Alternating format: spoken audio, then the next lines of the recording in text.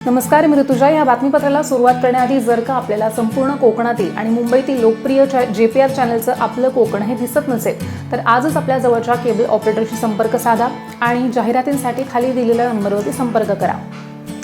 हिंदुस्तान बोल रहा है, गाव बोल रहा है, पर्वत बोल रहा है, हिंदुस्तान बोल रहा है ही कॉलर ट्यून तुम्ही नक्कीच ऐकली असेल.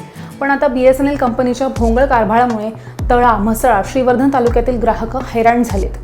काही टॉवरला तर गेल्या 17 ते 18 दिवसांपासून नेटवर्क नाही आहे. स्वस्त रिचार्ज देऊन ग्राहकांना आमिष दाखवून ग्राहक जमा केले आणि आता त्यांना सांभाळणं BSNLला कठीण होतंय आणि त्याचं कारण आहे मेंटेनन्स टीमची रखडलेली बिलं. गेल्या 6 महिन्यांपासून BSNL मेंटेनन्स टीमला पेमेंट मिळालेलं नाही आहे. कंपनीची बिलं ग्राहक मात्र वेळेवरती भरतात, मोबाईलचे रिचार्ज सुद्धा केले जातात, पण कंपनी अशा लहान कंत्राटदारांचे पैसे का बरं रोखून धरते असा सवाल आता निर्माण झालाय. 6 महिन्यांपासून कंपनीकडनं कंत्राटदाराला पैसे न मिळाल्यानं त्यांच्या मुलाच्या शिक्षणाचा सुद्धा प्रश्न निर्माण झालाय. साहेब काय ते आमचे 6 महिन्यापासून आम्ही घरी घरचं पेट्रोल डिझेल खर्च करून आम्ही स्वतः टीम चालवली. त्याच्यात त्या कॉन्ट्रॅक्टर म्हणजे टीम मध्ये तुम्ही काय काम करता? BSNL साठी तुम्ही काय काम करता? मेंटेनन्स केबलचं काम करतो. आणि 5-6 महिन्यापासून आमच्या घरात लाईट बिल, पोरांची फीज, आमचे लेबरचे लोकांचे ते माझ्या घरासमोर येऊन मला शिवीगाळ करतात. किती लेबर आहेत तरी आपल्याकडे अंदाजे लेबर किती असतील? 2 लेबर आणि 1 स्लायसर आणि गाडीला रोज 1000 रुपये खर्च येतो. म्हणजे एक टीम आहे का तुमची स्वतःची? हो. आणि किती महिन्यांपासून बिल रखडलंय?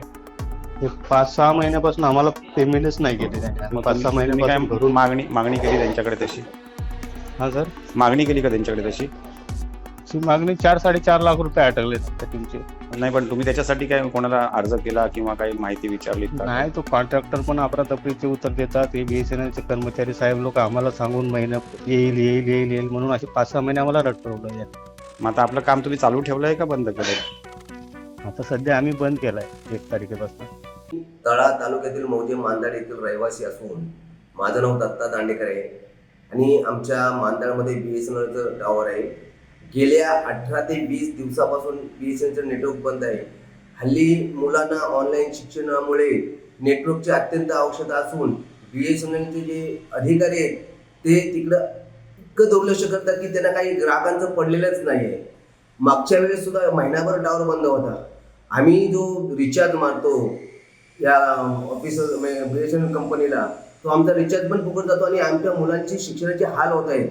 तरी आता आम्हाला असंही कळलं आहे की BSNLचे OFC जे मेंटेनन्स करतात, OFC कुठे असेल तर त्याच्यावर स्प्लाइस करणं वगैरे, त्या कर्मचाऱ्यांना सुद्धा यांनी 6-6 महिने पगार दिलेला नाही आहे.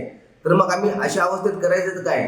तर या BSNLचे जे मोठे अधिकारी आहेत त्यांनी या बाबीकडे त्वरित लक्ष द्यावं.